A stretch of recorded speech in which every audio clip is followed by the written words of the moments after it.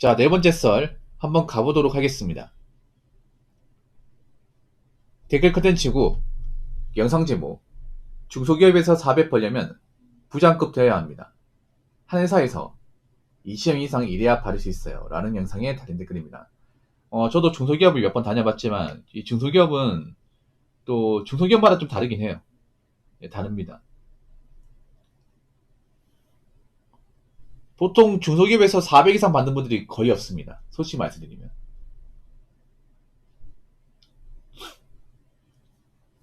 거의 없어요. 그만큼 받기 힘들어요. 뭐 중견 대기업으로 받을 수 있겠지만 일반 중소기업의 400원을 일단 한 분야에서 오래 해야 됩니다. 한 분야에서 여기저기 왔다 갔다 하면 안 돼요. 그리고 좀 회사에서 입지가 높아야 됩니다. 실력이 있어야 돼요. 그래서 내가 중소기업 다니면서 평당에 400 이상 번다. 세금 떼고 400 이상 번다고 이 사람 회사를 먹이 살리네. 그 정도는 돼야 됩니다. 그 정도는. 예. 그리고 기본급만 해가지고 세금 떼고 400 버는 분은 거의 없을 거예요. 예. 보통은 잔업특권 다 합쳐가지고. 보통 중소기업 부장이면 확실하지 않지만 보통 기본급이 한 350에서 400 사이. 예. 거기다가 잔업특권 해가지고 아마 세금 떼면 400 정도 나올 거예요. 그러면 이제 세전은 500 이상은 땡겨야겠죠. 보통 조소기업 같은 거, 직원 수가 좀 적은 데 있잖아요. 직원 수가 한 10명 미만이다. 그런 데는 400 이상 받는 분이 사실상 없습니다. 400 이상 받는 분들이. 그러니까 소위 말하는 조소기업. 보통 조소기업이 뭐냐 하면 소규모, 영세기업 얘기예요, 영세기업. 여러분 공장 같은 데 일해보시면 아시겠지. 공장 보면 좀 쪼매난 공장이 있어요. 판내 공장인데 한 200평 이하. 200평 이하 있고 기계 몇 대 있고 호이스트 하나 설치돼 있고 1톤차, 날갑파 1톤차 하나 있고 그리고 사무실 컨테이너 사무실. 컨테이너 두 개 있어요. 하나는 화장실, 간이 화장실, 하나는 사무실.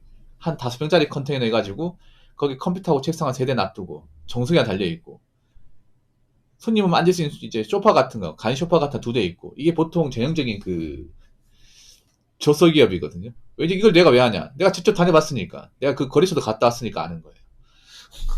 이건 옛날 지금이 크게 다를 게 없어요. 이거는 보통 이게 기본 세팅입니다. 조소기업에.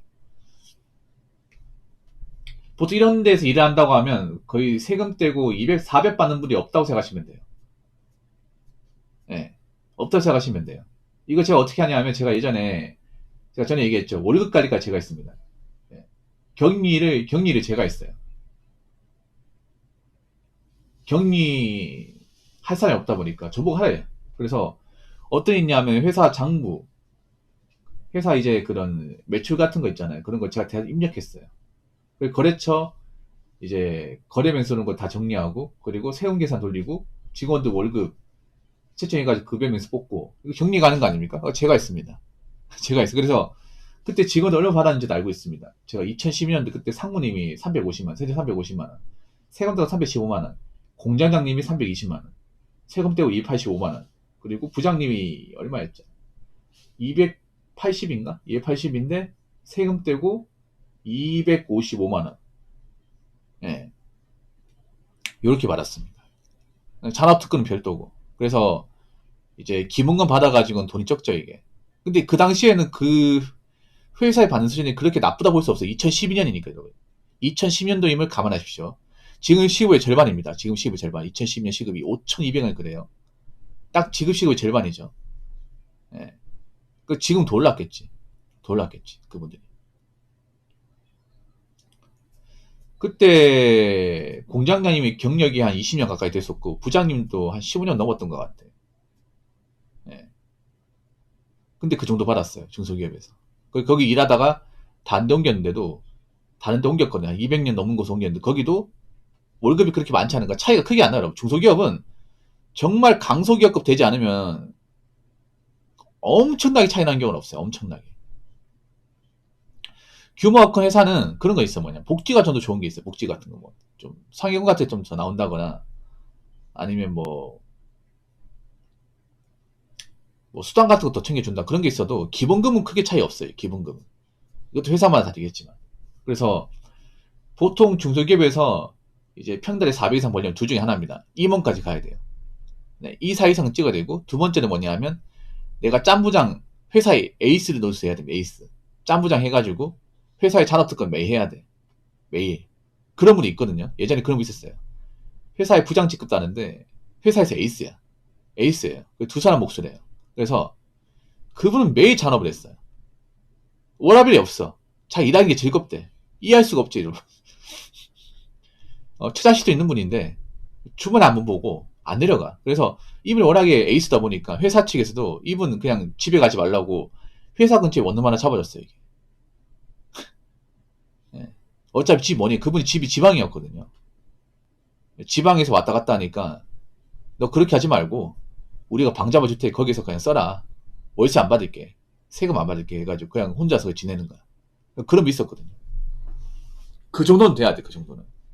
노력한다고 다 400까지 가는 게 아니에요. 회사는 어느 정도 책임지고 이 사람한테 맡기면 다 되겠다. 그 정도 수준이 돼야 됩니다.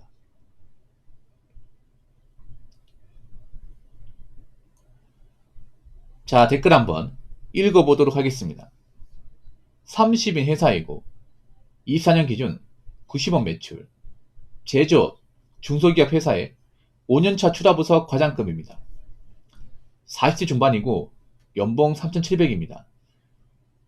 회사 사정이 좀 안 좋아지면서 현장은 올해 1월부터 잔업이 없어졌고 제가 속한 추라부서도 잔업이 점점 줄더니 8월엔 잔업시간이 10시간으로 줄어들면서 세후 277만원 들어왔고 2년 만에 세후 300이하로 받았네요. 외국인 근로자가 8명 있는데 기본급은 받고 이래도 추노 안 하는 거 보니 그들도 알고 있긴 한가 봐요. 여러모로 힘든 시기입니다. 라고 적어졌습니다. 이분 얘기들은 얼핏 들으면 월급이 적은 것 같아요. 야, 이 정도 월급 받는다고 나 같으면 일 안 한다 이렇게 이야기했지만 절대 적은 게 아닙니다. 제가 봤을 때 딱 평균 정도 수준인 것 같아요. 중소기업. 네. 이게 딱 전형적인 평균적 수준입니다. 아마 이 회사 사원급은 한 2,600에서 2,800 받을 거예요. 네. 보통 교대 근무하면 낮에 일하는 회사면 이 정도 수준. 여기서 좀 더 올려받으면 4,000에서 4,000 초반. 못 받으면 3,000 중반. 이렇게 받는다 생각하시면 돼. 전화에 조용공 받으면 나한테 일 안 해. 이렇게 얘기하겠지만 아니에요. 중소기업이 여러분 그런 게 있어. 뭐냐. 중소기업이 사실 적응만 하면 괜찮아요. 우리 대기업처럼 막 엄청나게 빡빡하진 않아. 중소기업이. 사람 중소기업 다니면 막 일만 많이 한다는데 일은 오히려 대기업이 더 많이 해요. 예. 중소기업이 중간적으로 놀라는 거 많이 있어요. 중간중간. 예. 사람이 적다 보니까 뭐 엄청나게 빡빡하지는 않거든요.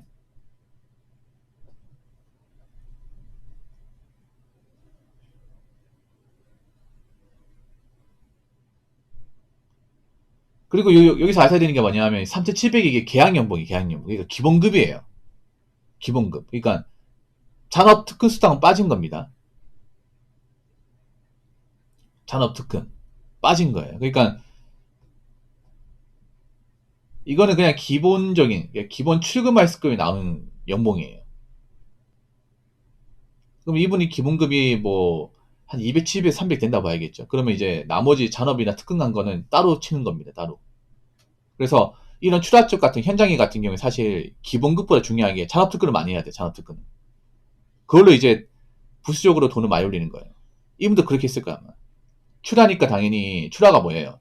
공장에서 만든 것들을 이제 실어가지고 이제 차에 실어가지고 이제 적재한다거나 아니면 이제 공장에서 만든 재고품 같은 것들을 이제 창고에다 실는 일을 하는 거죠. 정리하는 거.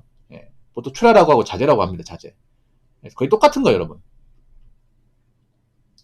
보통 추라부라 부르기도 하고 자재가라 부르기도 합니다. 예. 보통 공장에서 만든 것들이 있으면 화물차 불러가지고 실어야 되거든요. 화물차 불러가지고. 공장에 놔두면 안 되잖아. 왜냐면 우리 물건 찾는 데 있으면 뭐 소규모 같은 경우는 쪼매난 화물차 부르고 대규모면 이제 컨테이너 부르는 경우도 있습니다.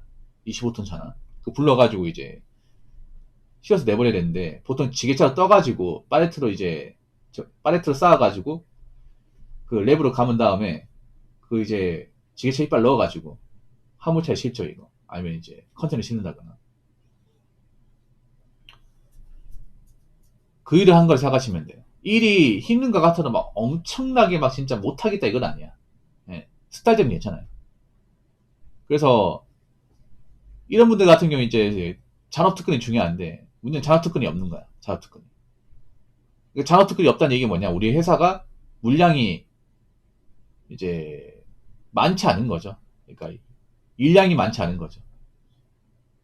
이게 안 좋은 게 뭐냐면 그런 겁니다. 자, 보통 여름은 성수기입니다. 제조업 해보시면 아시겠지만 여름은 성수기예요. 지금 성수기 맞습니다. 보통 일이 줄어든 시기가 10월 말부터예요.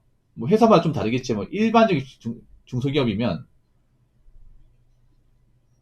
보통 11월까지는 일이 꾸준하게 있어야 돼. 보통 연말 되면 일이 없어져요. 겨울 되면 일이 없어집니다. 웬만한 기업들이. 왜냐면 겨울 되면 연말이기도 하고 춥기 때문에 웬만한 공장 아닌 이상은 일이 없어요, 여러분.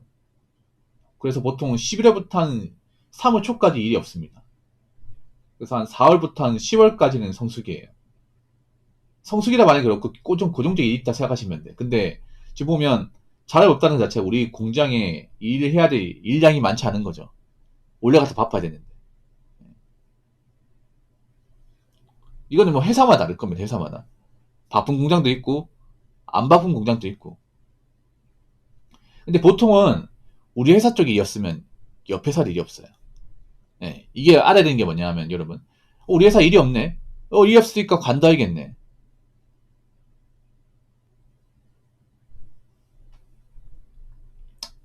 이런 생각을 하지만